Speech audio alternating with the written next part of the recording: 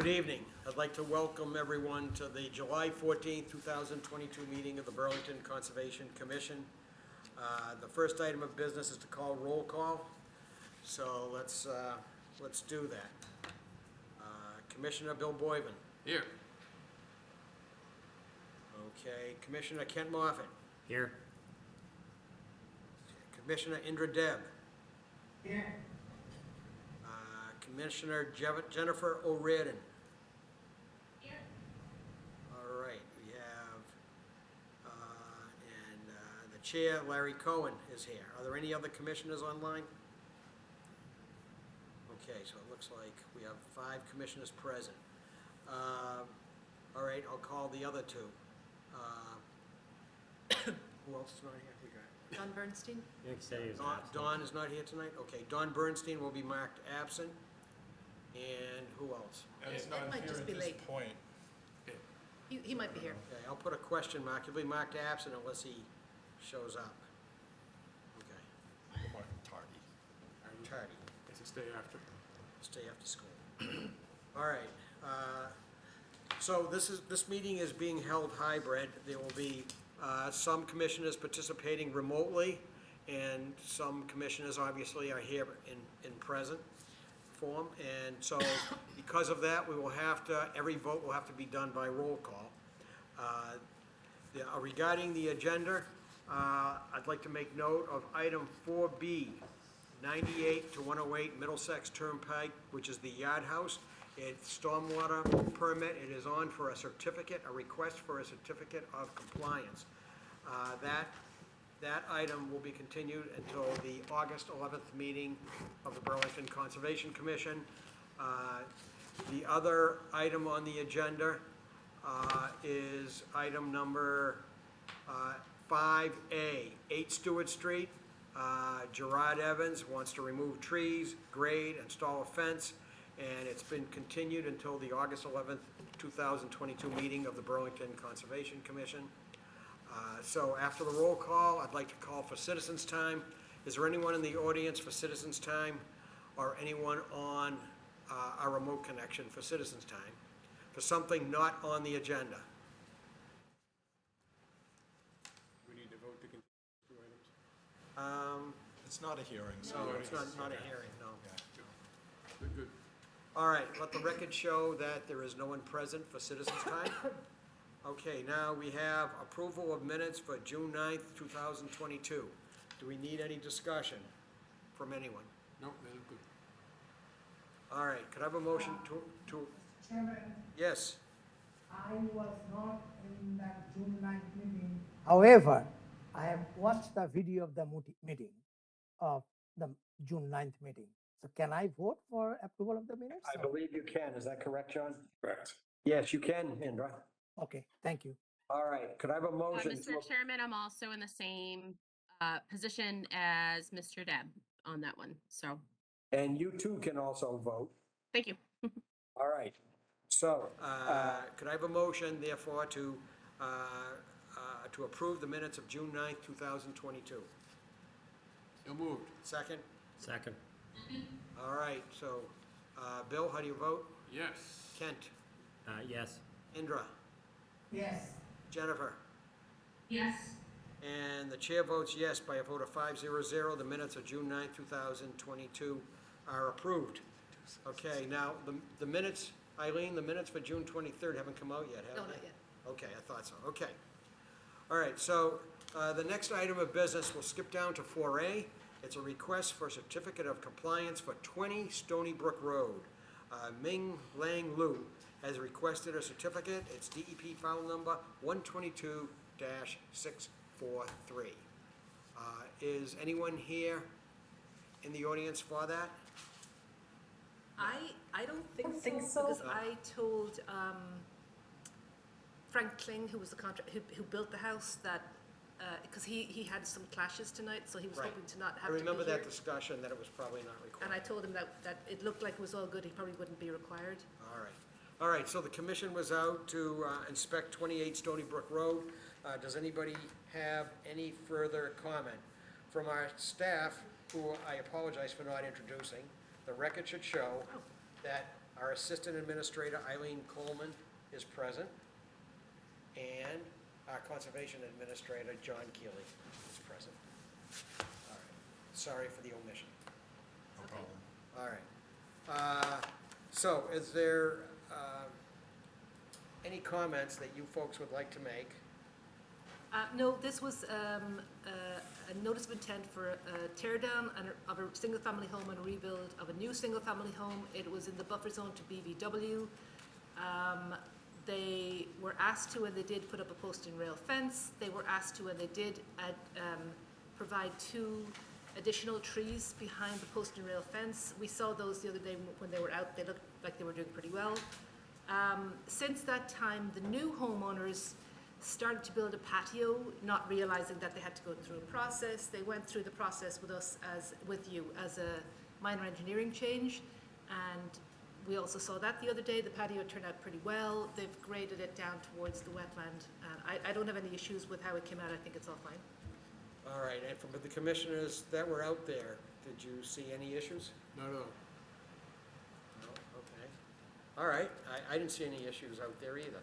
Therefore, could I have a motion to issue the certificate of compliance for 20 Stony Brook Road, DEP file number 122-643? So moved. Second? Second. Ken? All right. Bill, how do you vote? Yes. Kent? Yes. Indra? Yes. Jennifer?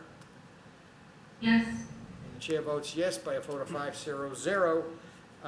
20 Stony Brook Road has the certificate of compliance issued. Is there a bond that requires consideration for release? Yeah, I'm just double checking that now. I forgot to check it earlier. Sorry about that. It was, oh, no, it's still not there. 2,500. 2,500. John, Eileen, do you recommend full release? I do. Okay. All right. Unless there is an issue, I'd take a motion to release the full amount of the $2,500 bond for 20 Stony Brook Road, taken under Burlington Bylaw, Article 14. So moved. Is there a second? Second. Ken? All right. Okay, so Bill, how do you vote? Yes. Kent? Yes. Indra? Yes. Jennifer?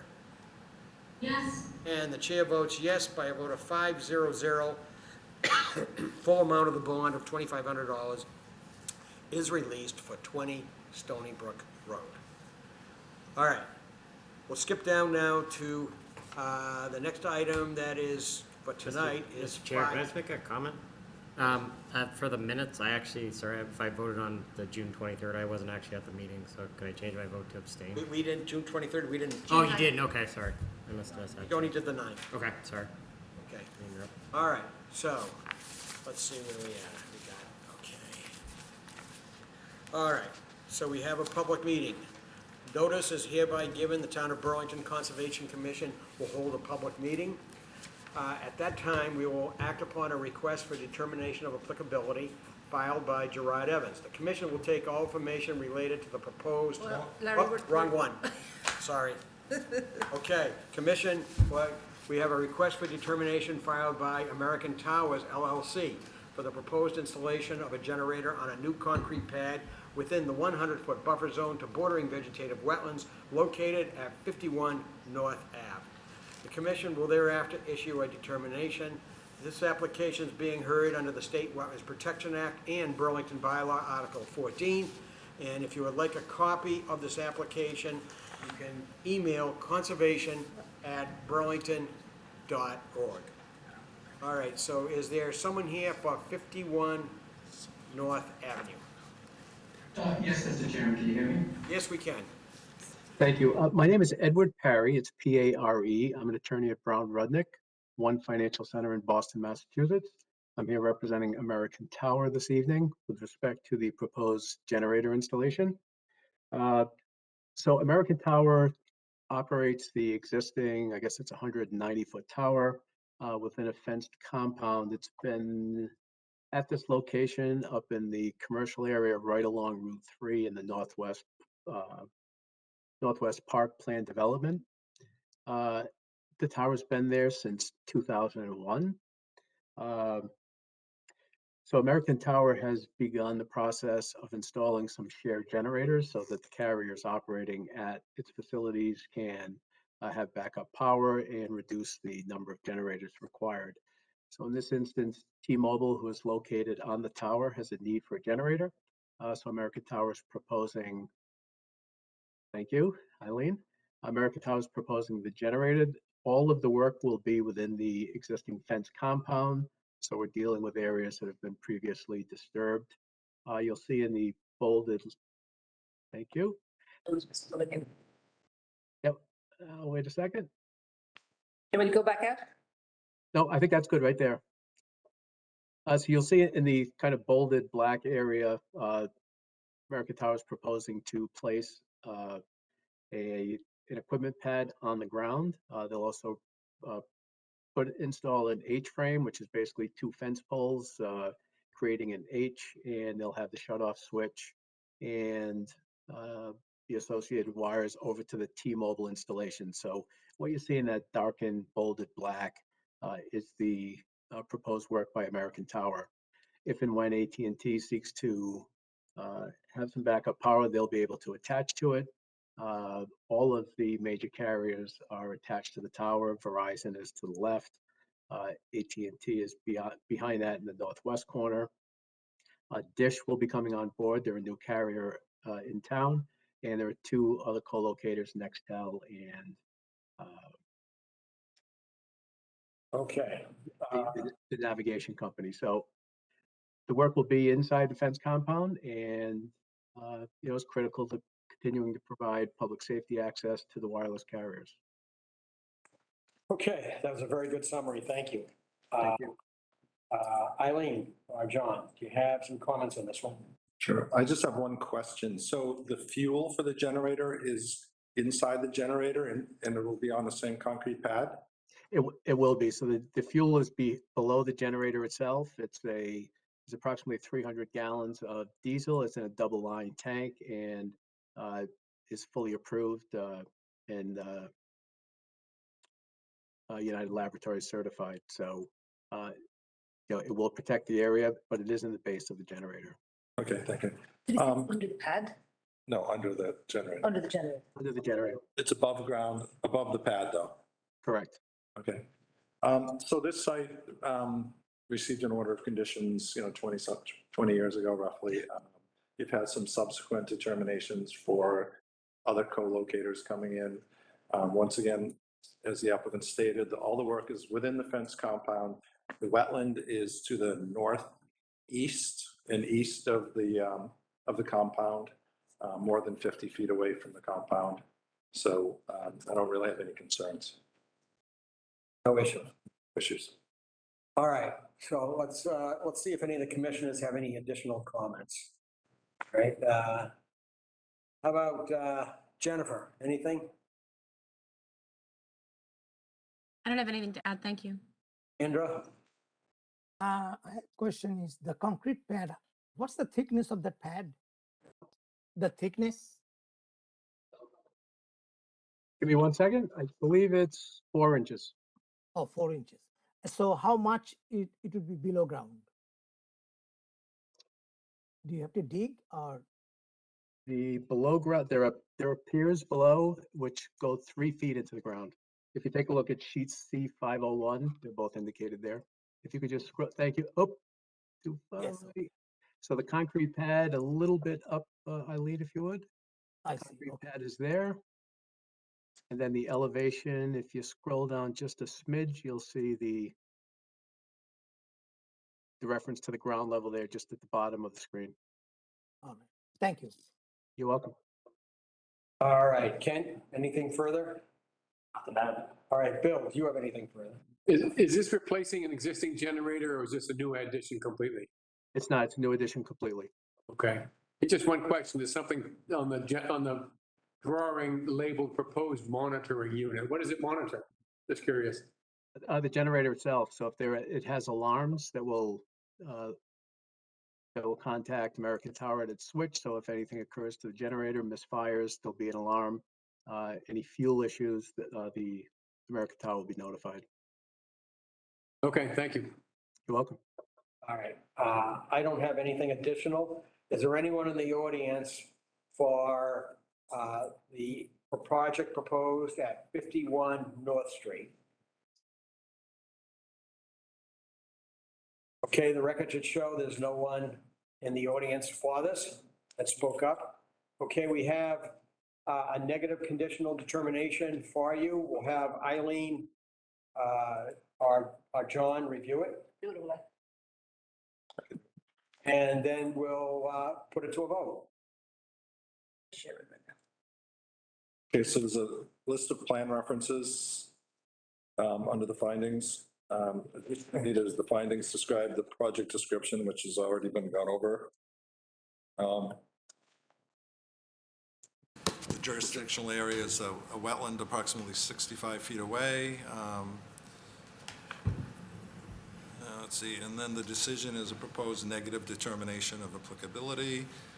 Condition 1 is basically saying it's only for the work discussed in the request for determination. Condition 2 is requiring erosion controls. Condition 3 is regarding excavated soils and their disposal. Condition 5 is regarding tracking of sediments onto the roadway. Condition 5 is a prohibition on any work in the buffer zone outside of the fenced enclosure. Condition 6 is a prohibition on filling or changing grades on the site. Condition 7 is a prohibition on dewatering without a pre-approved dewatering plan. Condition 8 is a prohibition on tree cutting. Condition 9 is a standard condition about the commission's right of access to do inspections. And condition 10 is a standard condition regarding noncompliance. All right, anyone on the commission have any comments? Or does the applicant have any comments on these? These are pretty minimal conditions. Yes, Mr. Chairman, we've seen the conditions, we have no issues with them, thank you. Great, thank you. Any of the commissioners have anything further? No. All right, then could I have a motion to issue a negative conditional determination for the project proposed at 51 North Street under Burlington Bylaw, Article 14 in the State Wetlands Protection Act? So moved. Second? Second, Ted. Second, Mr. Chairman, is that North Street or 51 North Avenue? Good question. It's F. It's North Ave? The North decision- Ave, thank you, Indra. Decision's wrong? Oops, sorry, decision's wrrong. All right, Hey, okay, you didn't so catch that one earlier. the motion's been seconded and the name of the street's been corrected. So we'll go to Jennifer, how do you vote? I saw you say yes, but we didn't. Sorry. Indra, Yes. Kent, Okay. Yes. Bill, Yes. and the chair votes yes by a It's vote of definitely 5-0-0. A negative That way. conditional Yeah. determination has been issued for 51 North Street. Avenue. All right, Avenue. 51 North Avenue. Good luck with your project, sir. Thank you very much, and good evening. You too. Thank you. All right, thank you. All right, now, we have the next item on our agenda is item Oh, we can do this. 6. It's a continued public hearing. Notice of intent, 29 Dolores Drive, are proposed by Glad Valley LLC, David Vartanian. He wants to demolish a single-family dwelling and construct a new single-family dwelling. And it says here the DEP number is pending. Is that correct? Oh, Eileen? I'm sorry. The DEP number is pending? No, we got it. no, We got it? Oh, they got a number, yes. It was, I think it's 79. All right. Sorry, 079. 122-079 is the DEP number. Right, yes. All right, so someone here for that one? Yes, I am here to represent the applicant. My name is Dan Dragani. I'm from Dragani Engineering Group, 21 Dartmouth Road in Marblehead, Massachusetts. So since the last time we met, we have revised the plan. We had the surveyor go back out there and locate a stone wall. So we've shown that on the plan. We've also added a couple of grades that were asked for, completed a alternatives analysis, and that's pretty much a project update from there. Pretty simple project outside the 100-foot buffer zone with the dwelling, with some grading and drainage work within the 100-foot buffer zone. And I see here you submitted an alternative analysis because of the local bylaw. Yes, correct. Okay, all right. All right, so Eileen or John, would you like to update us on where we are, given we've had some additional submittals? Okay, so this one seemed pretty straightforward the last time. We didn't ask them for a lot of changes. We sort of just forgot about, it's kind of slipped through the cracks, the alternatives analysis, and I mentioned it to them, and they did something. They are coming a little bit closer to the stream, but the only work that is inside the inner riparian is the either some grading and some planting of trees and the addition of the subsurface infiltration system. And they're also adding quite a few trees and shrubs within the 40 foot. So I think on the whole, this is a pretty good project and I don't have any issues with it. All right, so you don't have any remaining concerns? I don't. All right. All right, let's ask Jennifer. Jennifer, do you have anything more on this one? No? Okay, I think you No, said. I'm sorry. Okay. Indra, anything more on this one? I have just one, because I watched the video as I mentioned previously. Just one quick question, that the separation between the bottom of your storm tech system and the high groundwater is 2 feet, right? Correct, over 2 feet, yes, which is, which basically explains why we're doing grading in the rear yard there to be able to get that elevation difference. So, Right. excellent question. Okay, thank you. Yep, of course. All right, Kent? Eileen was the project. Okay. Bill? The only question I have is the stone wall as pictured. Is a gap to the right of it that looks big enough to, that's our barrier to the, prevent access to the no disturb area, that there's a big enough gap there to let a lawnmower or something through. So do you have plans to extend that wall to the property line? So the plans were to kind of clean the wall up. Essentially, right now, it's more of a pile of rocks than it is a wall. So they're looking to make that more of a formalized wall and restack the stones. I don't think that they would be opposed to that. I think we could probably entertain something like that to stack the stones in a way that it's able to reach that property line to the south. That would be appreciated. Thank you. Of course. All right. This is for Eileen and John. Does the outer, there's some work here in the outer riparian, correct? Does work in the outer riparian require an improvement to the riverfront area? And with all the plantings in the inner riparian, would you say that it's, if it does require an improvement, would you say it's an improvement, whether it's required or not, I guess? I would say that it is an improvement. They're adding a lot of plantings within. Do the regulations require an improvement? They do, right? Yeah. That's what I thought. So, all right, so the findings will probably, if they don't, we'll make sure they state that. That's how we see it. Okay, everyone agrees? Yep. Okay, all right, so I have nothing further on that one, other than that issue. 29 Dolores, anyone here in the audience that would like to speak? I just want to point out one thing. So the applicant was correct. This was delayed because of the file number. The applicant was correct with their application and DEP wanted a higher filing fee. And DEP was really wrong. They said that a tear down and a rebuild has a higher fee, but the tear down and rebuild are not in the 100-foot buffer zone. So, so it really, DEP was wrong in that, and it's unfortunate that it delayed you a couple of weeks. You were right with your application, but I mean, DEP is DEP, so. Thank you. I appreciate that. May we quote you, John, on that one? Sure. They were getting pretty worried. It was only yesterday. They got their. Yeah. All right. Yesterday, yeah. All right, so the record will show that there's no one else who has a comment or a question in the audience here. All right, so we have some draft documents to review. I see we have an order of conditions and a set of findings. So Eileen, are you the one going to do it? Yeah, I've just done some, oh, I didn't realize I was still sharing. I'm sorry. Let me unshare because I just did something strange. Yep, I will.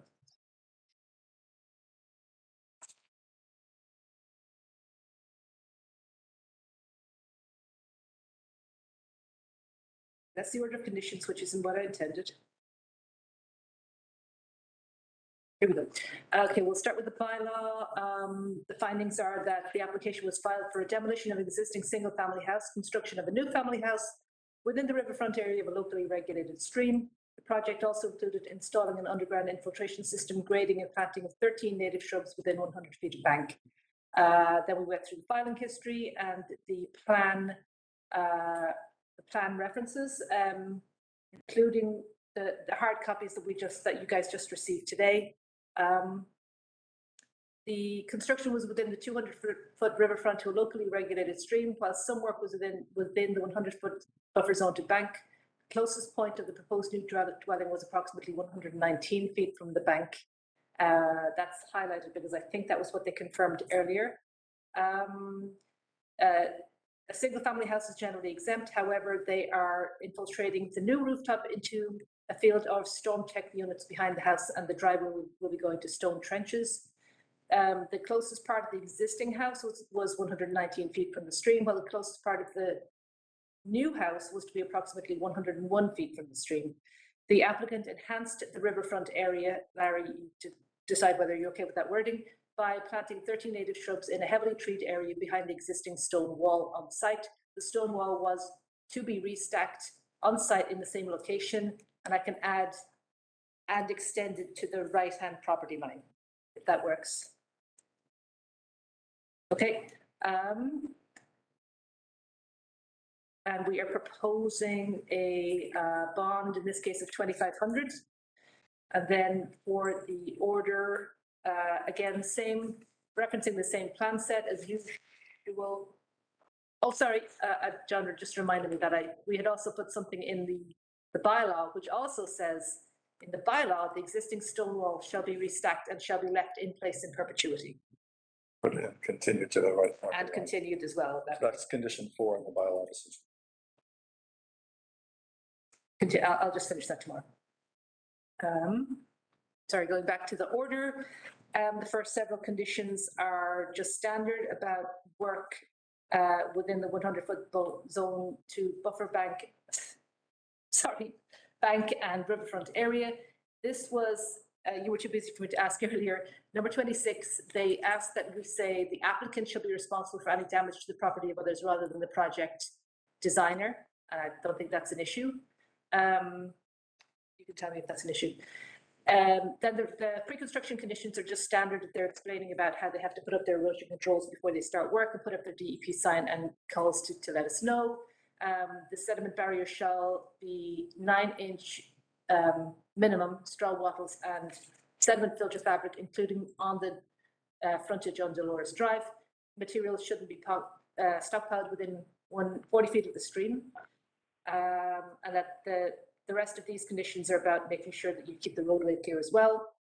Work involving filling and grading, that's just saying no grading shall be allowed that isn't already as approved on the plan. Pollution control conditions are just standard about what happens if a polluting event happens. Stormwater management will be into the house.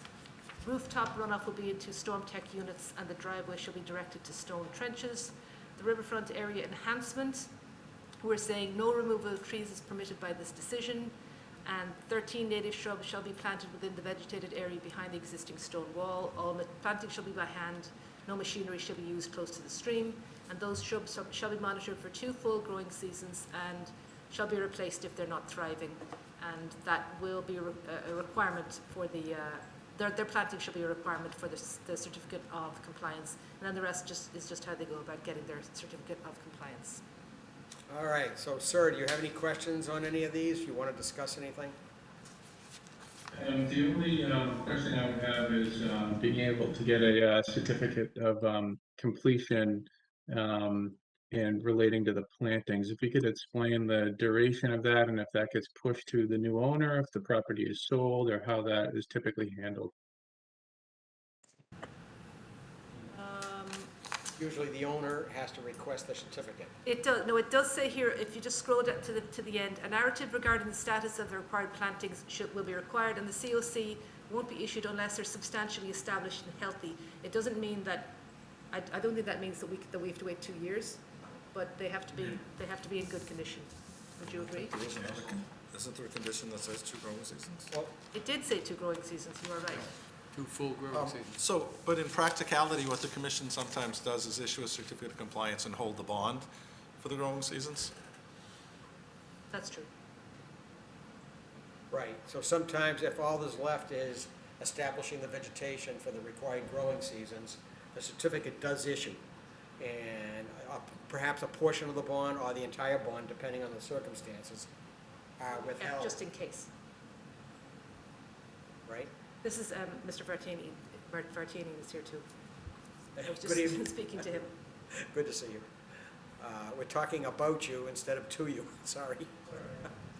Didn't mean to do that. Do you understand that, and do you, is that okay with you?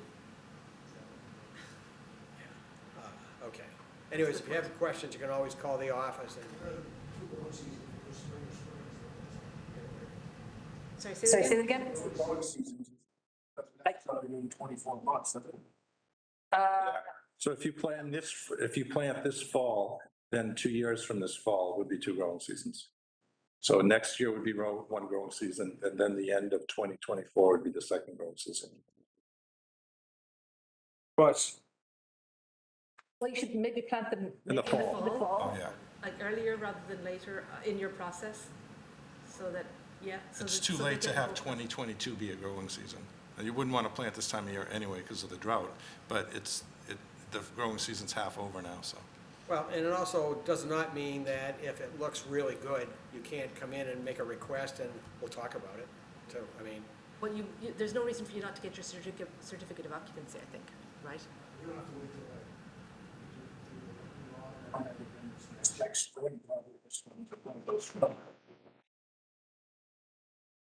You could plant them in the fall, right? Oh, yeah. Yeah, I would, Yeah. yeah.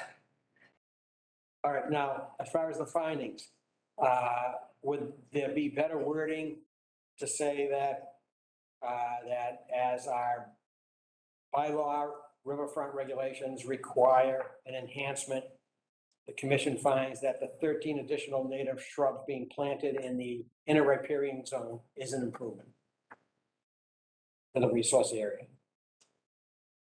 That'd be a little better wording, I think.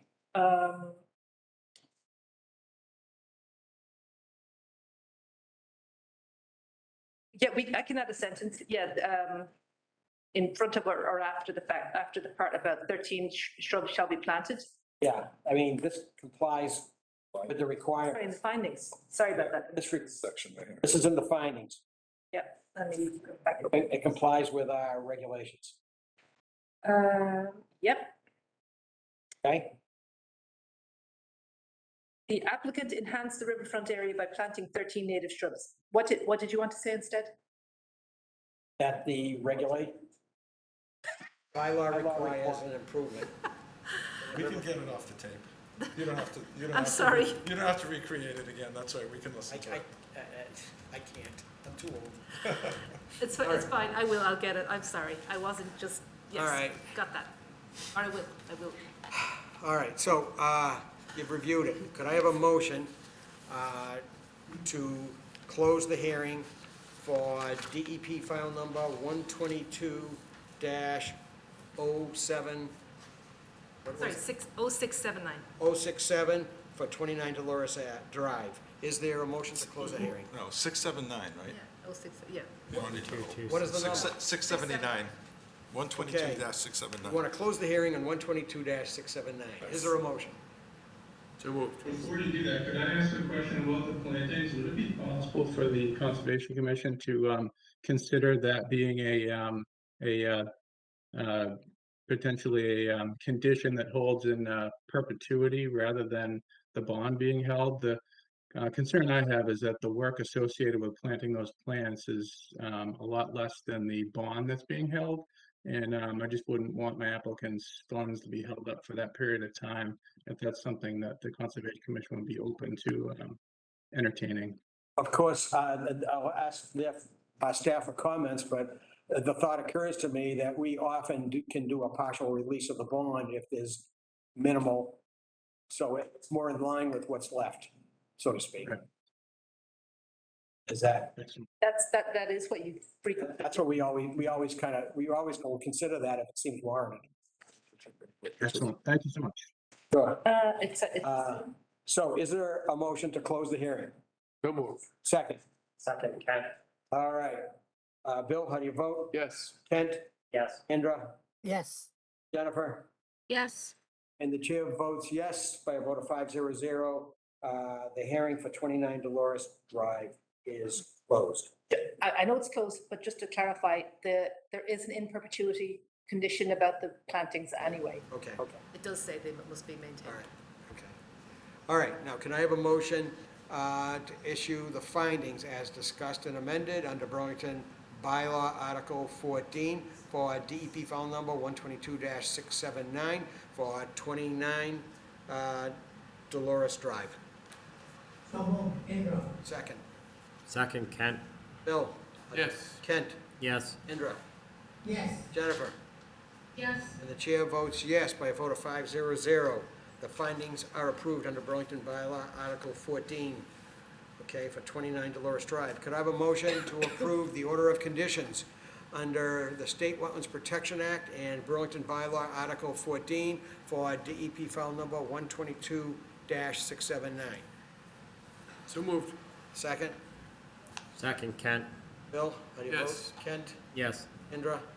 Yes. Jennifer?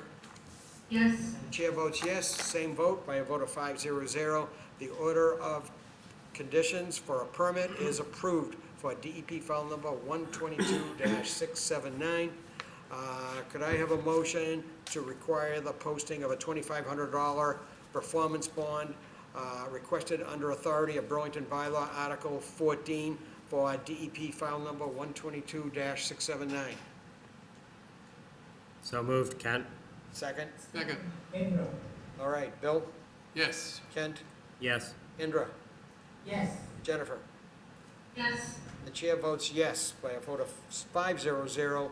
A $2,500 request for bond has been approved under Burlington Bylaw Article 14 for 29 Dolores Drive. Sir, good luck with your project. Thank you. All right, thanks for your patience. Thank you. Welcome, bye. Okay. All right. So I'll just take a moment here.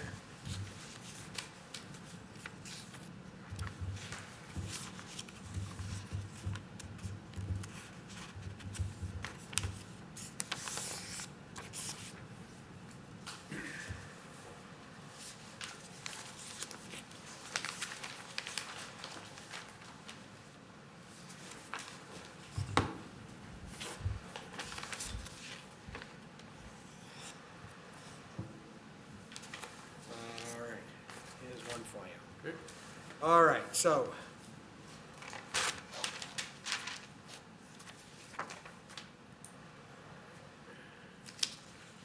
All right, next, we're on item number 7. All right. Notice is hereby given that the commission will hold a public hearing, during which time will take information related to a notice of intent filed by Sean McSheffrey of Jimmy Choo LLC for the demolition of a single-family dwelling and the construction of a new single-family dwelling at 39 Crest Haven Drive. The proposed work would be within the locally regulated riverfront area and the 100-foot buffer zone to bank and bordering vegetative wetland pursuant to the State Wetlands Protection Act and Burlington's Bylaw Article 14. The commission will be reviewing information relative to the application and may issue an order of conditions and a Burlington Wetlands permit for the proposed project. The application is available to view at a link on the Conservation Commission's webpage. Okay, so do we have someone here for that project? Yes, I'm here. Good morning, Harold. Yes, environmental. Good evening. Good evening. Hi, good evening. Hi, this is Sean McSheffrey as well. All right, good evening to you, sir. All right, so, Person in the front row raised her hand too. Well, she's a neighbor. Okay. oh, we'll definitely get to you. Okay. Thank you. Okay, we have to hear from them, hear from them, hear from them, and then the next, you get the last word. Thank you. All right, so, Maureen, are you taking the lead here? Yes, so we filed a notice of intent with the Conservation Commission to raise the existing single-family dwelling, deck, patio, and shed and driveway to construct a new single-family dwelling, deck, porch, driveway, walkway, retaining walls. We're providing rooftop infiltration, driveway infiltration, grading, and associated utilities within the 100-foot buffer zone of the BVW. We're also located within the 200-foot bylaw riverfront area, which is shown on the plan. So essentially, the entire lot is located within the 200-foot riverfront area. As you can see on the plan, the existing dwelling is the lighter shade.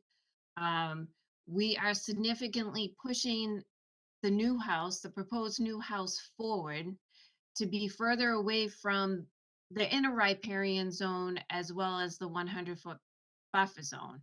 I did meet with Eileen and John out on the site on Monday, and we did make some wetland flag adjustments. So as you can see, the lighter flag numbers was the original boundary. And the flag numbers that are shown as 1A-1, 2A-1, 3A-1, it would shift up gradient approximately 15 feet. We also discussed plantings. So we're proposing to improve the riverfront area by providing 3 red maple trees, 2 high bush blueberries, as well as providing a permanent demarcation of this area. The previous owners just have mowed the wetland essentially. So providing this permanent demarcation would prevent any future homeowners from encroaching within that area. The house is proposed on a slab because we have a very high water table. We are proposing the infiltration trenches around the driveway and the house. And I can open it up to the commission with any questions or concerns. All right, so let's go to one of our staff, either Eileen or John, and see what they have to say. Okay, so this is a really tough site. First of all, so the riverfront area is just riverfront under the bylaw only. There's 2 streams on the site, as you can see.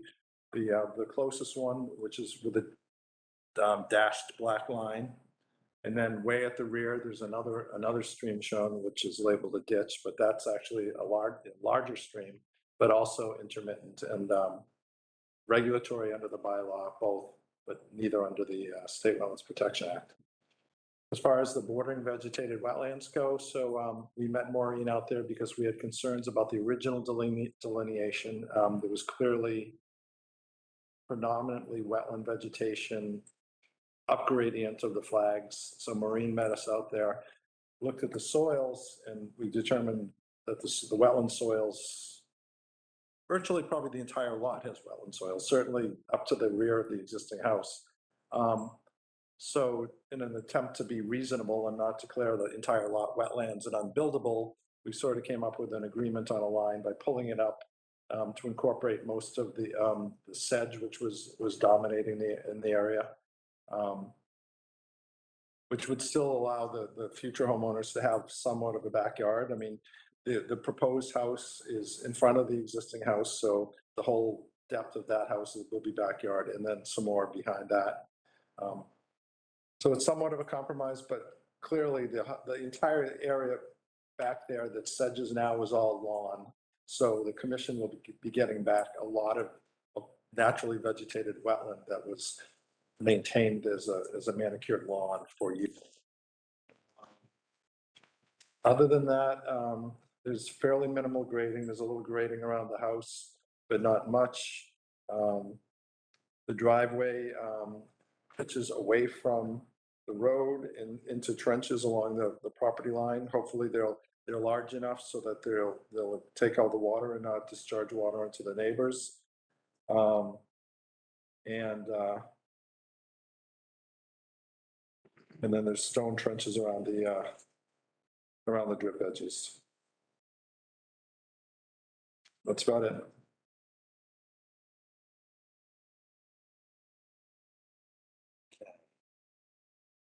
All right, so, I guess what we'll have to do is, this is a very difficult site. We're gonna have to write down the issues, and so if it requires a response, Maureen, we'll have a list and we'll go over it before we part for the evening. Okay? Why don't we, Jennifer, do you have anything yet on this one? No, not yet. I'm very interested to see what the more seasoned commissioners have to say about this, though. All right, so Indra, I have a question is the existing building is on slab on grade, correct? Yes, I believe that it is, yes. So are you removing the slab Yes, and making it permeable area? that is correct, yes. And in fact, we're decreasing the impervious area on the site. I think it's by 129 square feet, and that square footage is located in the left-hand corner of the plan. Left, good. Okay, all right. that's it for the time being, yeah. Are you done, Indra? I'm sorry. Yeah, yes, I'm done Okay. for the time being, yeah. But you can come back if you want. Kent, anything? Just the waiver you requested, is that just to do the shed and the post rail fence, is that it? Yes, that's correct, because we meet the 40-foot no build. And then what we're proposing is to mow within the existing 20-foot no disturb off of the new wetland line, but we are providing the plantings and the post and rail fence. And that option was discussed at the site visit as a possibility. As compensation for allowing you to mow the 20-foot no disturb, Yes, the new 20-foot no disturb. correct, yes. I see. Okay. All right, are you done, Kent? All right, Bill? Thank you. Are any trees being cut as part of this work? Yes, so there's one large tree in front of the existing dwelling. I think it's a spruce tree. So we are proposing to remove that tree to build the new house. Okay. And obviously you're replacing it with several in the back. I think overall that this, given the sites that you have to work with and the fact that it's already greatly disturbed, this does pull it back. It does allow a restoration of some of the existing disturbed area and will allow it to go natural. I think it's as pretty good a plan for the site that you can have here. The building is being pulled significantly forward, so I think this is a good compromise between the 20-foot no disturb and having a yard, but we're getting an awful lot back in compensation for it. So I think it's a good idea. I thought the report was excellent. It was a good point-by-point description of every item of riverfront and local regulations. So I appreciated that. It was a good read. Thank you. That's all I have. Okay. All right. My question is, are you folks doing work in the inner riparian zone and outer riparian zone? So, yeah, so Eileen, if you could highlight the inner riparian. So the existing house, the back deck is located within the inner riparian zone. Existing house and back deck. Yes. Okay. That's So in the the back- inner, no, that's the one that's being demolished. That is correct. And we also have the shed located within the inner riparian. Right. So we'll need to work within the inner riparian to raise the structures and install the plantings and the post and rail fence. I see. All right, so there's already a house there, okay.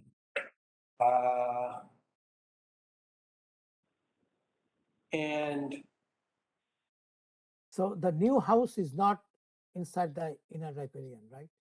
Correct. We moved the house outside of the inner riparian. We shifted the house as close to the roadway as possible. So, yes. That's good. when you do work in the inner riparian, isn't there a certain amount of square feet that you can alter? But if it's already built upon, then it's not really an alteration, is it? If you just, You're not really supposed to alter inner riparian, but they're basically restoring inner riparian. basically restoring it. Right. So it's not, In really- part, I mean, part of it'll still be lawn. yeah, but it's still not, it's not exactly alteration. Right. So how much of the inner riparian zone is being restored? If you're demolishing this and you're replacing it with lawn, is everything in other words, are you restoring any of the inner riparian zone that is now altered? Yes. So we're removing the shed. We're removing the paved patio behind the dwelling. We're Yeah. removing the deck. And we're proposing lawn area up to the post and rail fence, as well as plantings. And that's the work that's proposed within the inner riparian zone. But essentially, oh, I'm sorry. Oh, well, let me tell you what I was just hanging up on, and we may have no choice. So they have a modest backyard, but restoring an inner riparian, normally you don't see the restoration ending up with a mowed yard. Is that correct? Well, I think typically on natural type sites that haven't been developed, I agree with you. Essentially DEP wants you to maintain a wooded inner riparian zone. This house was built in the 1970s, so it predates the Wetland Protection Act. In fact, the whole subdivision does, which explains why the house is where it is and where the wetland is and what have you. But I think that we're substantially improving the existing conditions by shifting everything forward. Right, so, I mean, so this was mowed back to, and maybe beyond this little stream that's shown on the plan. And if you guys didn't go look at that stream, this little stream is very, very small. But it was mowed all the way back there. There's actually at the right rear, there's like a little footbridge that the person built over it. So they were obviously, they were going back there all the time, so there's a huge area that's going to be restored. And the brook is, Restored to grass. no, not all of it. So where the shed is going to be naturally vegetated and replanted. I Do see. you have the revised plan? I mean, Is most that this? Yes. of the 100. Shows the plants. The one with the maple trees on it? Yeah. So small, even with my magnifying glasses, I can barely see. Oh. Does it help to look at Right it? here, I mean, it's, putting it up, post and rail. Yeah. Okay, so everything behind this is now going to be allowed to go back to natural and be restored, because right now it is mowed all the way back to here. Okay, that's what I was trying, okay, I mean, that might be that explains it a little bit. Yes. So it's All right, All the way back. so to here. what Bill just explained is that a substantial portion of the inner riparian zone from where the postal rail fence is gonna be on back has been mowed, and it is going to be restored to a natural riverfront condition. That's the part I was missing. Yes. Okay. All right. Maureen, you have any comment on any of this stuff? We're sort of talking among ourselves almost. No comment. All right. Actually. She brought in copies because you always want a paper copy in meetings. give you your paper copy. Oh, Yes. that's Oh, right. that boy. There's your copy of the full-size plan. Oh, We okay. have a scale ruler in there, don't we? All right. All right, so now I understand a little bit better. So, my question is, for John and Eileen, do you feel that the degree of riverfront improvement is sufficient to satisfy the regulations as an improvement being required for work in a riverfront? I do. So, once again, so this is bylaw only, so it's discretionary. There are your regulations. These aren't the, you know, the Wetland Protection Act regulations. I think they are, Okay, yes. all right, that's the opinion I wanted to know.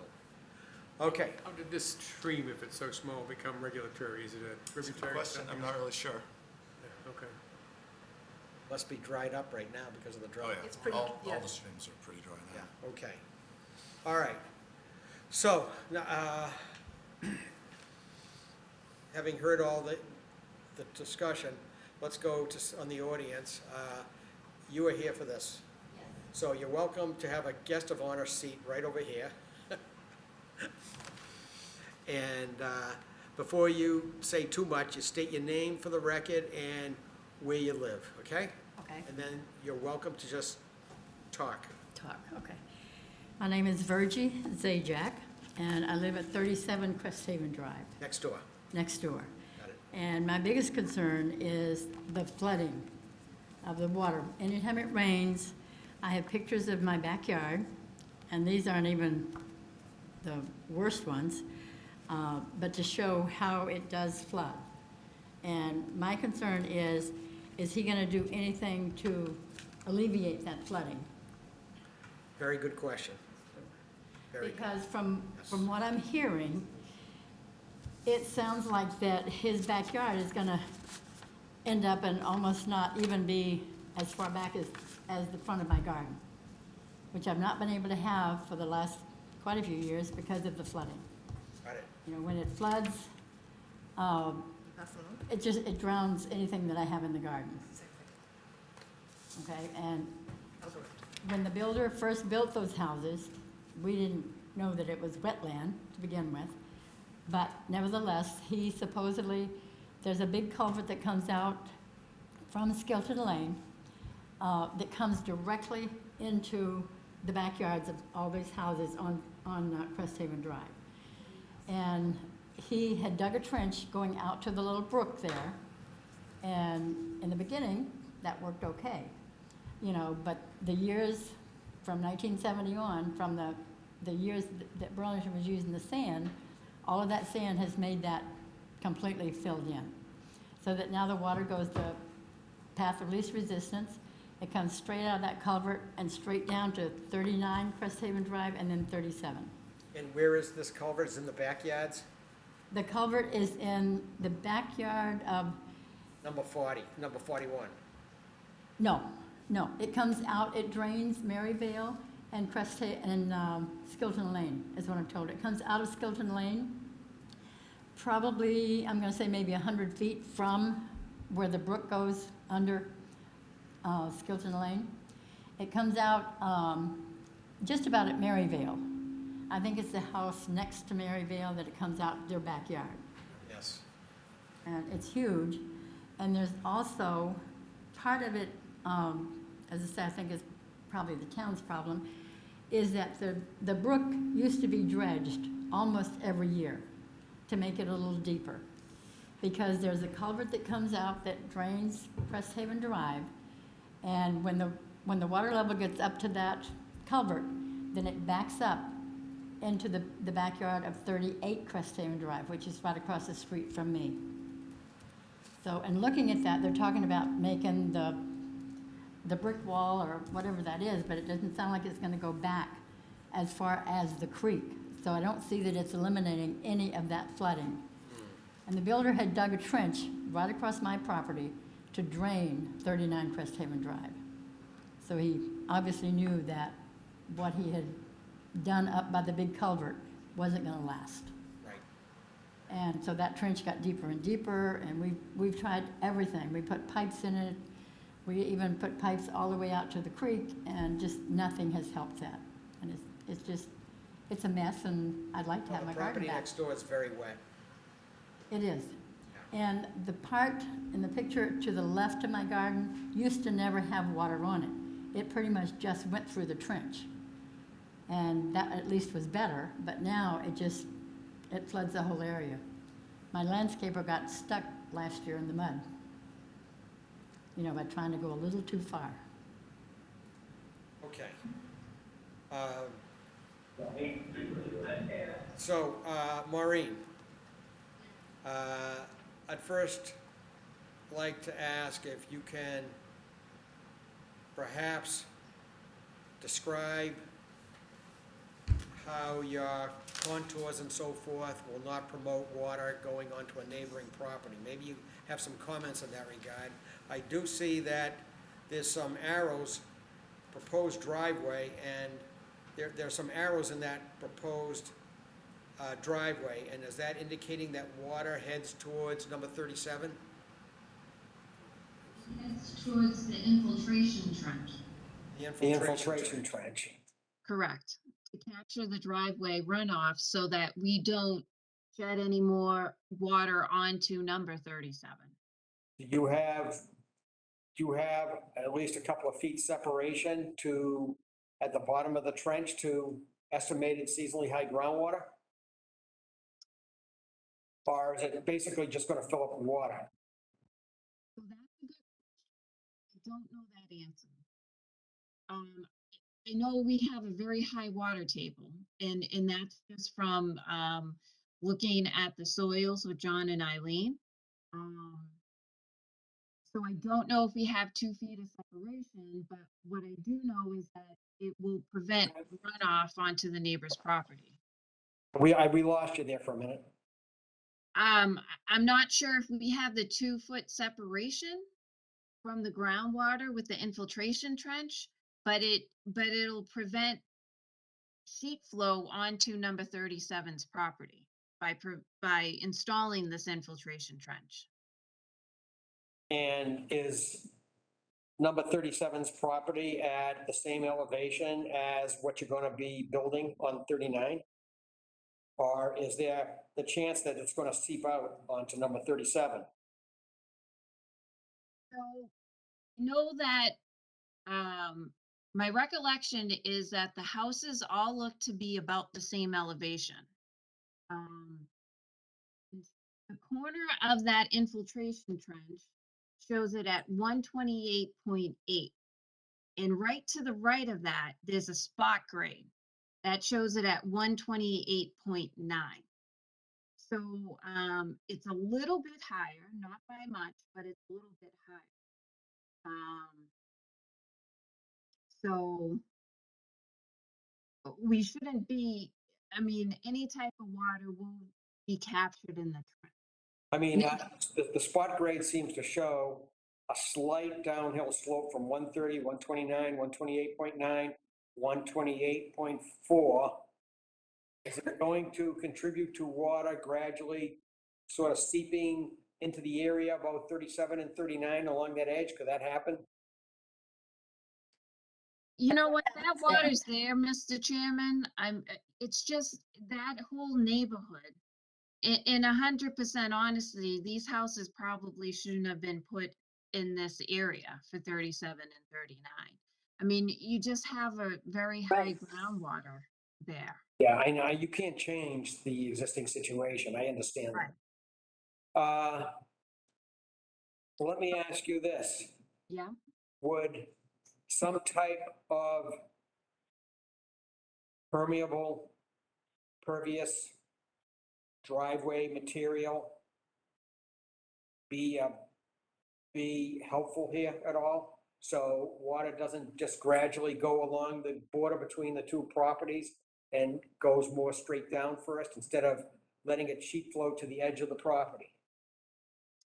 It's not so much the front of the property as pretty much where my garden, and I don't even know how many, 50 feet maybe, I don't know, from my back patio. Water flows downhill. That's where I know, but that's where the water comes. The water coming from the street has never really been an issue. Suggesting it comes from the street, I'm suggesting that I wonder, I mean, what their engineer Maureen has come up with, I mean, is a good design. The only question I'm asking is by moving water, even though it's in an infiltration trench, to the edge of the property, I'm wondering if there's anything else that can be done. I'm not saying there's anything wrong here. Essentially, oh, I'm sorry. No, I was just asking about a pervious material in combination with what you're doing. I don't know the answer to this. I'm just, I'm sort of throwing stuff against a wall. Can I make a suggestion? Yes. Well, first, Maureen's not the engineer. The engineer is Doug Lees. He's not at the meeting. Okay, Maureen is, Wetland scientist. oh, you're the wetland scientist. Sorry, Maureen.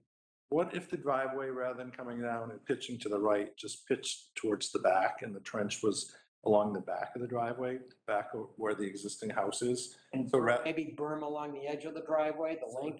so it doesn't discharge onto 37. Like we saw at 20 Stony Brook. Theirs was right at the back. Do you remember Yeah. that?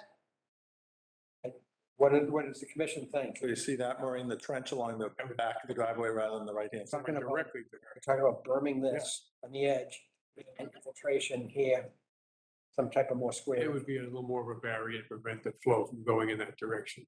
How would that sound to you folks if we put a berm along the right-hand side of the driveway so the water doesn't shift towards 39?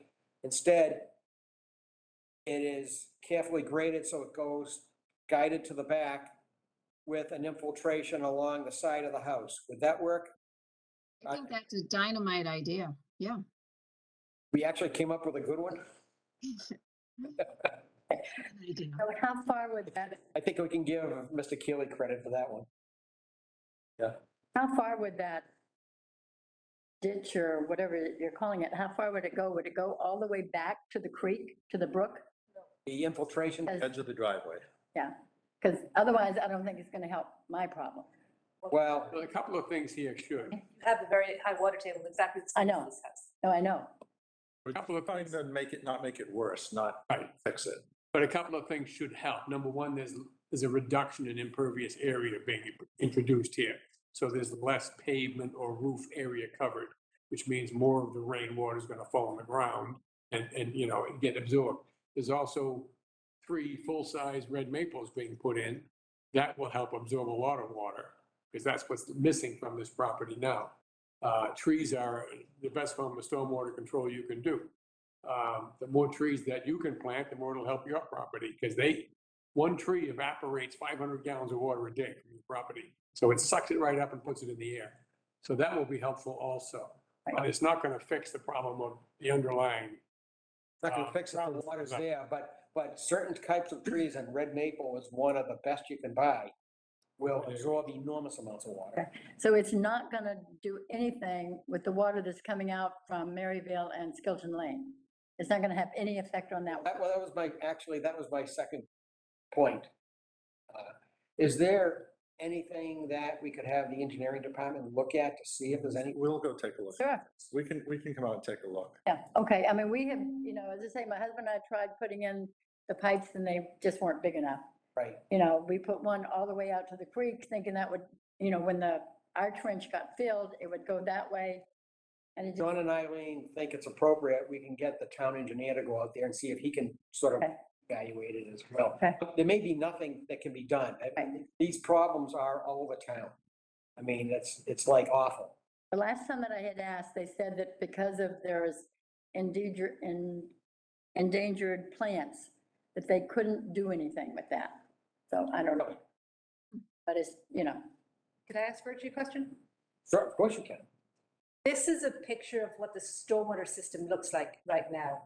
I know it's hard for you to understand, but it's showing that there's a pipe going all the way from Cresthaven to the way back, to the stream that's at the way back. Are you actually saying that in reality, that's much shorter and it stops somewhere on your property? Is that what you were saying? no, basically the culvert comes out right behind where Maryville comes into Skilton Lane. I want to say it's maybe the house, if you're looking at Maryville, the house to the left, it's the Dykmans, where the Dykmans live. It comes out of their backyard.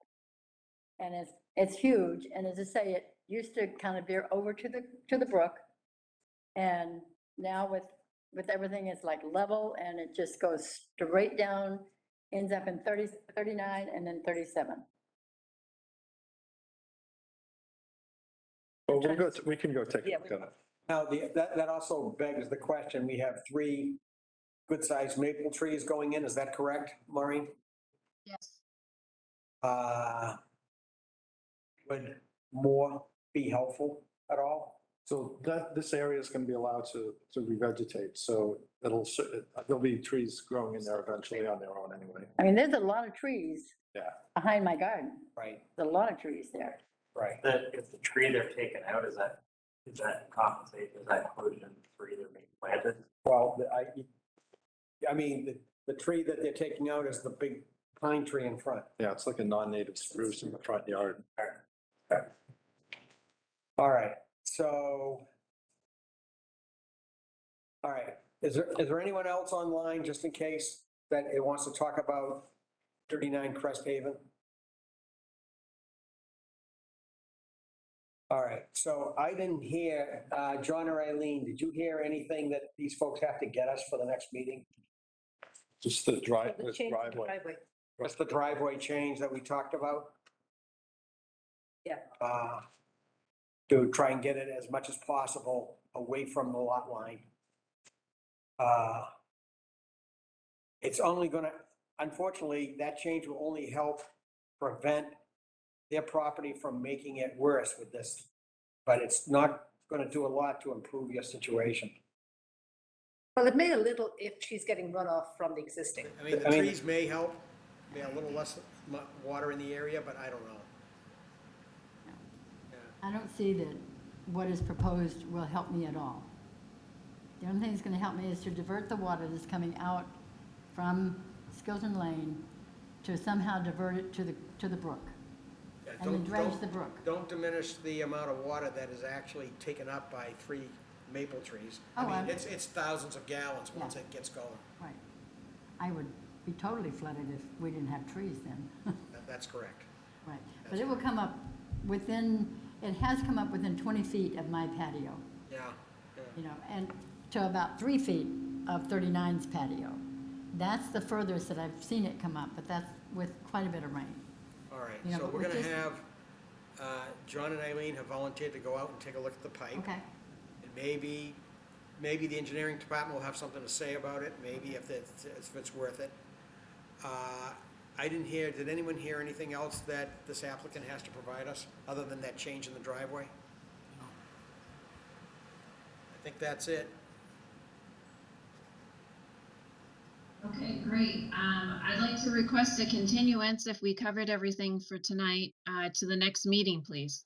All right, so could I have a motion to continue the hearing for 39 Crest Haven to the Burlington Conservation Commission meeting of August 11th, 2022? So, Second. Second. It goes to second, the Kent. stream. Bill, how do you vote? Yes. Kent? Yes. Indra? Yes. Jennifer? Yes.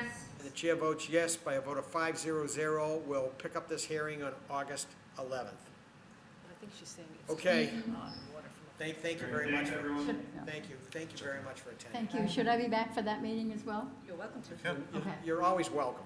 okay, You can come to all our meetings. okay. Gives me something to do. It'll be on the 11th, but you can call me before that to just Okay. check. Okay, all right, thank you. All right, good to see you. Thank you very much. Thank you. Okay. All right. Okay. Do you need those pictures back? Yeah. All right. Well, these go to the file then. I did take a picture of them, so, Okay. You can have that. or she could maybe, or was it 2 sets of the same? There's 2 sets there. There was 2 of each, yeah, so that's fine. Oh, we could give her one, but, okay, here you go. One was the left of the garden and one was the right. Well, I think I sort of took a picture of the pictures. Okay. Oh, let me. All right. They're Okay. not- the one- My picture wasn't Or you right. know what, you can. How about I keep one? Yeah. That's fine. Okay. All right, next on our agenda, we have Thank you, Eileen. a continued public hearing, a notice of intent for 1 Burlington Mall Road. It's the Lincoln Property Group. And they would like to construct a commercial building and it's DEP file number 122-676. Sir, good evening. Good evening, Mark Wickstead with Bowler. I'm the civil engineer on the project. All right, good to have you here. All right, so would you like to open it up and say anything you would like, or we can just go ahead with where we think we left off? I was going to provide some responses to the questions that were asked last Right, time, yeah. if you want me to do that first. Please. Are you in the meeting you're going to share yourself? I Okay. was going to. That's fine. I'll just sit back. Yep.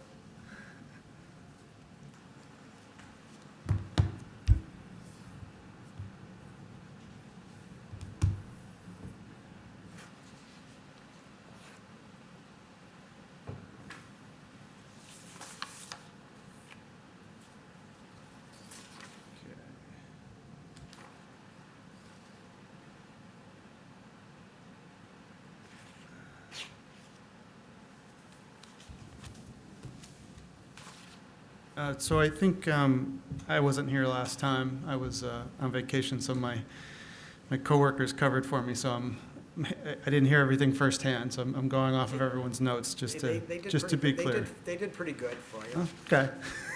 Is that where you get the elephant picture? No, that's from several years ago in Kenya. So I think there were questions about the bioretention area. I think you wanted phosphorus calculations. There were some questions about the Board of Health and how they might view some of the same things that you're reviewing. And then I did speak with Mr. Keeley this week about his site visit and some of his thoughts on the outlets. So we could look at that as well. So I'm going to start off with the bioretention area or rain garden. I guess people call them different things. It's really depending on who you are and what agency you are and what it might be called. So the bioretention area is here. My cursor's a little slow, but so just south of the underground infiltration system, there's a bioretention area. And I think there was some concern about the depth of water in there. I know in several places there are concerns about safety, especially in residential areas. So we looked at this a little more closely. I think we were asked to look at other options as well. So I'm going to just zoom into the detail where I've added some information just to show the relative depths. So the bottom of the basin, if you can see that, is at, or detention area, is 196. There's an overflow structure in there that would come into play to kind of normalize the elevation. That's at 197.36. And then the top of the spillway is at 197.95. So the total depth we're ever going to get to is just about 2 feet. And that would be during a very large storm while water is sitting there going through the overflow structure, and in a 100-year storm going over the overflow spillway. So again, the max is only 2 feet, which I think is not that deep. For a 2-year storm, which is probably a more common storm, we're talking about 1 foot 8 inches. And that, we do think that would draw down fairly quickly. So I don't know if that makes any difference. I don't know if the depth was really described fully last time or not. No, it wasn't. Okay, so it's not very deep. It's meant to just be a grassed area. This is more similar to a detention pond. It is, but these are really focused more on the material below, which in the old days, I think the detention basins were just whatever it was.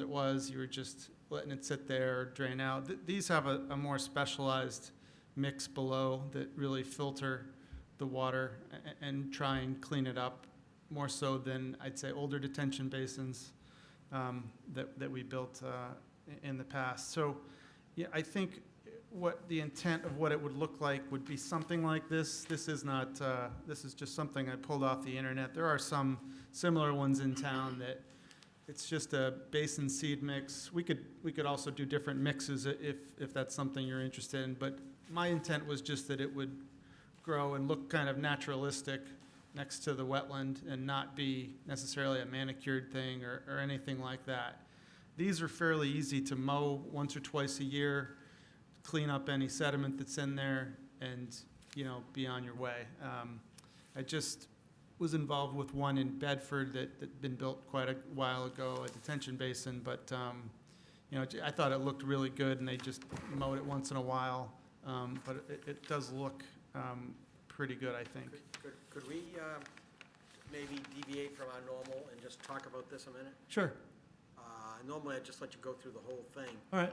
But let's talk about this, whether to call it a rain garden is maybe not the best idea, I don't know. Is there, you're gonna have 2 feet of water, is it below the basin, is there going to be 2 feet of separation from estimated high groundwater? I believe there will be, but I'm actually about to say that we are scheduling soil testing now, so we will confirm that. When they You'll have somebody certified that reads that? Yeah, so we'll confirm that. But when this was built, you noticed the rock out there and everything. This area was brought up, so we're pretty confident that the water level is probably lower because this area was filled probably 4 feet or so. So I think we'll have some separation, probably 2 feet of separation. We would want that. Want that as a minimum, right? Right. Right. Now, I have a few questions on this rain garden. Does anyone else want to talk about the rain garden at all? Okay, all right, so I'll just go through this. For the area of the rain garden, how does that compare, the area of rain garden compared to the area that's draining to it?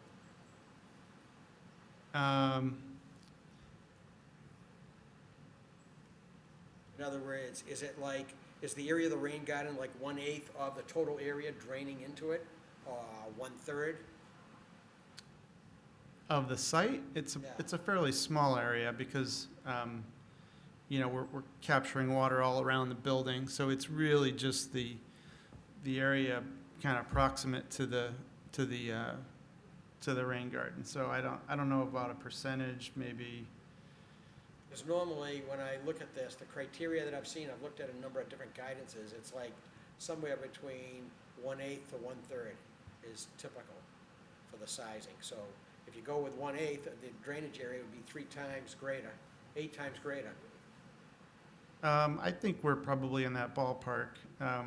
It would be just this lower paved area that I'm trying to point out to, but I don't have a number for you. You have to give me, I mean, you Right. can get it. I could calculate that for you. You certainly can Yep. get it. And it may be in the drainage report, but I don't have it off the top of my head. I didn't expect you to have every Yep. answer to every question. We're just gonna write these down. Yep. So it's not the entire paved area around the whole building, or the entire parking lot that's draining into this point through the catch basins? Let me just confirm that. My understanding. I think it is actually, now that I look at it. Yeah. I'm sorry about that. I started doing something that was.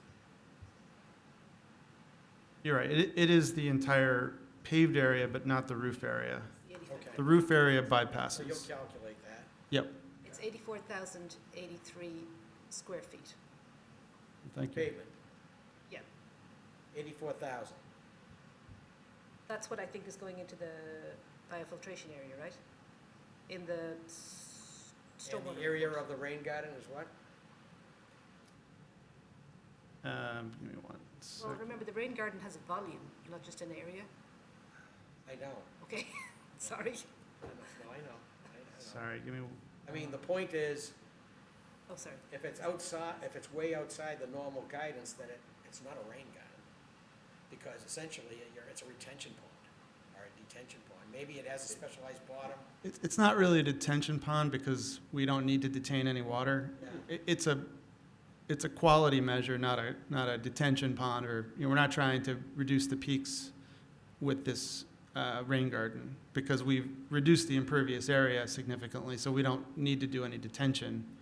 We just intended this to be an extra treatment feature that we can try and fit on the site. But also it's cost effective if you can make it work too. I was looking at it more like we're encouraged to do LID, so I was trying to do LID. I mean, if we didn't do LID, I feel like you'd ask us to do LID. To be honest with you, I mean. Probably. We would like it to do LID. Right, so we're trying to do the best we can. There's a strong push for it. Right.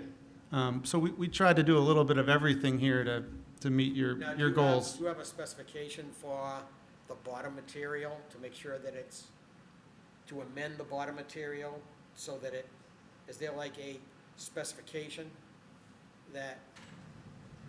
Yes, there's a specific soil mix. Usually there's some chips and other things mixed into it. There's different ones out there that are recommended.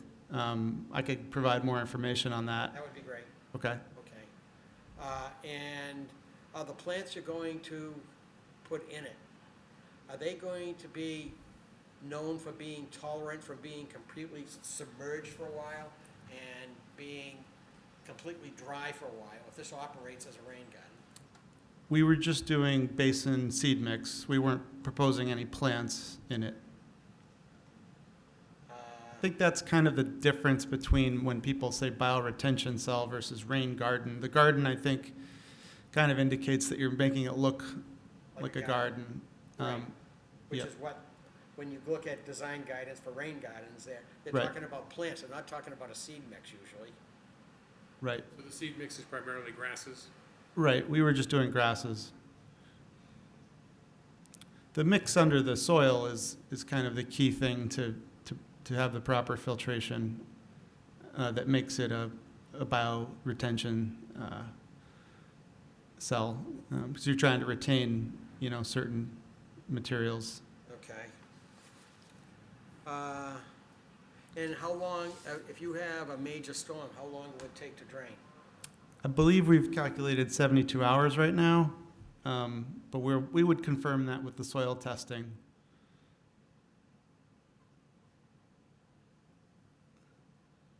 Maximum of 72 hours, I should say. All right. Well, I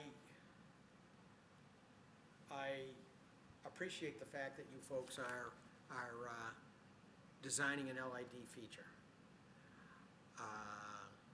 But the Board of Health has had a longstanding issue with, quote, rain gardens, because some of them haven't worked particularly well, and they're concerned about standing water for more than 24 to 36 hours. And of course, in residential areas, they're concerned about Right. Safety issues. Did the Board of Health understand that it's not gonna, that in a major storm, it may not drain for 72 hours? I don't know that they asked that specific question, but they did approve the project. Good for you. Okay. I think we went over that. I mean, I'm not positive. I'd have to go back and look at my notes, but they asked a lot of questions about the drainage. I'm sure they did. They did. All right, well, I was looking at this as advertised as a rain garden, and I see that a number of the parameters that when I was reviewing guidance from various sources, this is deeper than a lot of that guidance for quote rain gardens. This is draining for longer periods of time than a rain garden. If it's pure with the words rain garden, normally you would have some plants that are good in both dry and wet conditions, because it's going to go completely dry and stay wet a little bit of the time. And so I don't want to advertise this as a rain garden if it's far away from what I think maybe is. You can call it a bioretention area. That is what we called it on the plan. I'm not sure how the rain garden bioretention got intermingled here, but I personally don't consider them that different, but it is called a bioretention area on the plans. I just don't want people going out there and say, look how deep this is. They planted a rain garden, and if this was in residential area, it would be awful for safety reasons, which they wouldn't approve probably. And second of all, the water is sitting there for long, long periods of time. Okay. So, I wanted this particular feature, if it was going to be called a rain garden, to work as a rain garden and drain faster and be more shallow and have plants that were attractive. Okay, that Okay. could be tolerant of water. That's where all this is coming from. Okay. All right, so I'm not saying you have done anything wrong. That's not what I'm Right. trying to say. You certainly know your business, I'm sure. But it's not what I was picturing for a rain garden. Okay. I did just want to clarify that the standing water is 1 foot 4 inches, not 2 feet, just Okay. to be clear. It's 2 feet during the middle of a storm if you were out there Yeah. while it was raining and it was operating. So if it doesn't drain properly and gone within, you're saying 72 hours, and it's still filled with water, does that require attention from some type of remedial action? I'm confident that it will drain in 72 hours, but obviously if anything that doesn't work would need remedial action. We'll do the soil testing, so we'll have a better understanding there. And we can have another look at this and see what we can do to lower that time frame. That would be great. Okay. Would you just review given all this comment, could you just review it? And Sure. so that when somebody comes to visit it from the Board of Health, for example, and says, let me see after that heavy storm, 4 days later, it's still filled up, okay? Right. Or whatever. We don't want to have that situation. Right. The other thing we could do is add some under drains, which, some people say that takes away the value of the bioretention cell, but it does ensure that it stays drier, which also has some value, for maintenance and other things that it can dry out completely. Which is what is the intent of rain gardens. Okay, I Yeah. think we should move on. I probably said more than enough. Well, before you consider under drains, just don't forget the phosphorus removal, because Right. you'll be diminishing your phosphorus removal if you do that. They need to be able to remove as much as possible. Right. We might be able to meet the standard in the underground system for the site, but your point is well taken. All right, well, so I completely interrupted your presentation. Why don't you continue? That's all right. This is, there's not a lot of people here, so that's fine. So as I said, the Board of Health did approve the plans, in case that was of a concern that you had to coordinate board approvals or anything. And then I did go out, I did look at these before, and I really didn't remember it looking as badly as it did today. I did go out and look at this after talking to Mr. Keeley. And I believe, this area, which is off the edge, kind of the middle, there's a lot of outlets to this wetland, which started life as a detention system from the Marriott up this way. There's, small outlets all over the place. But, this one, I think, carries the most water, and this one carries a bunch. So this area was scoured out and does need some attention.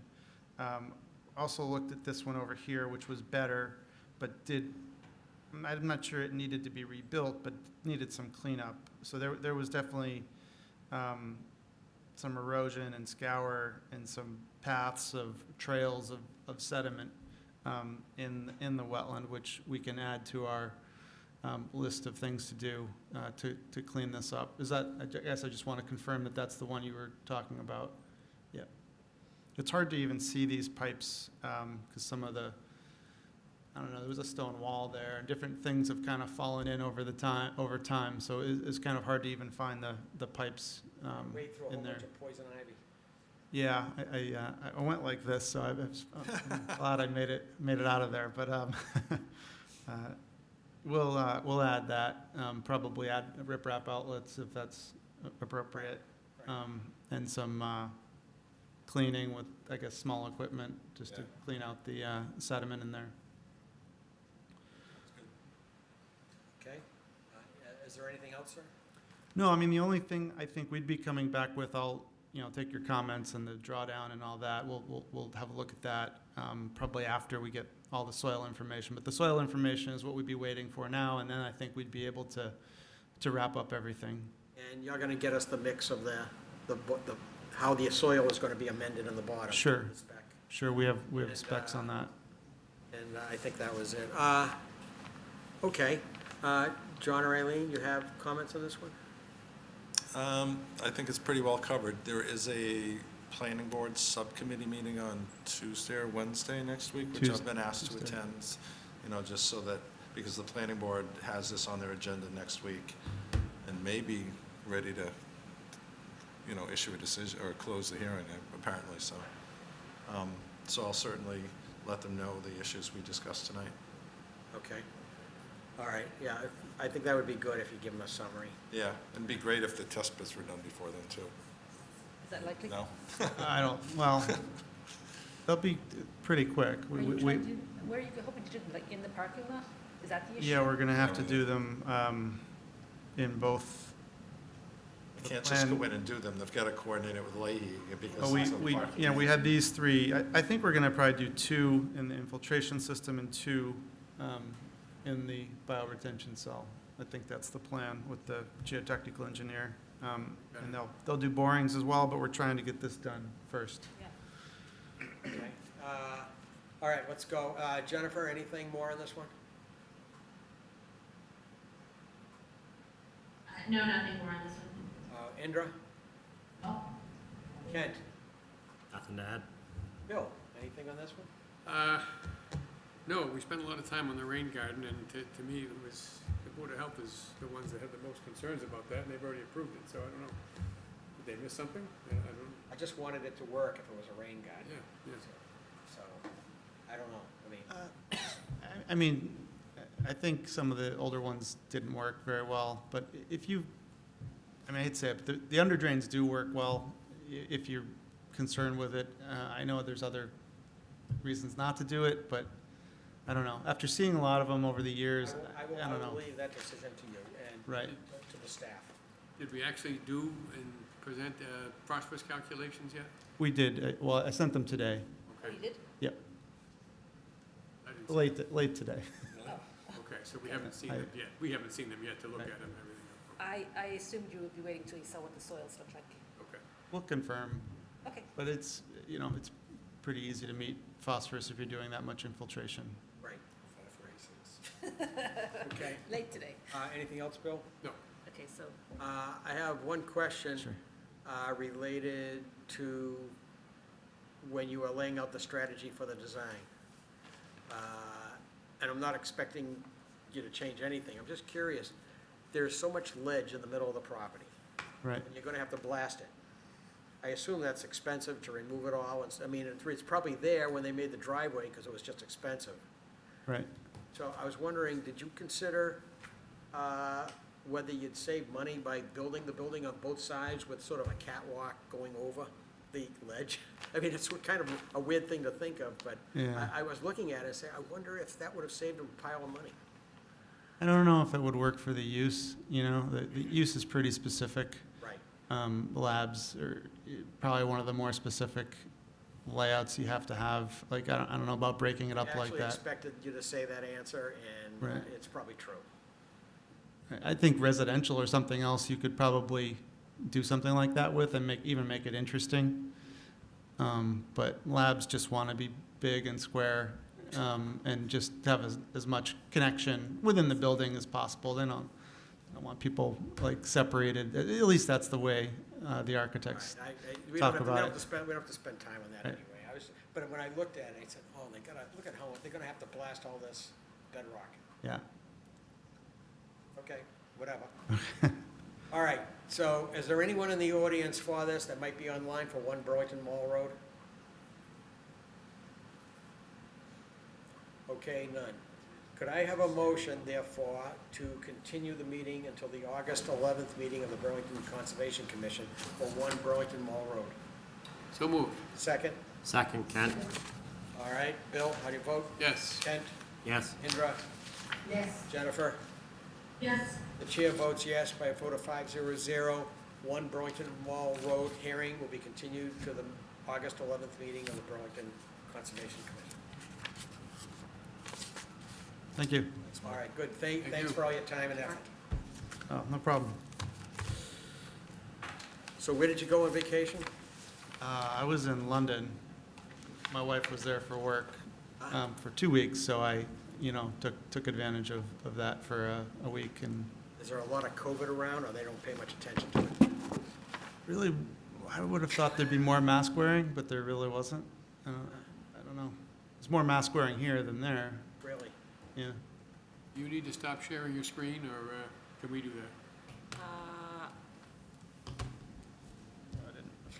And is it, you were over there when Boris Johnson quit, right?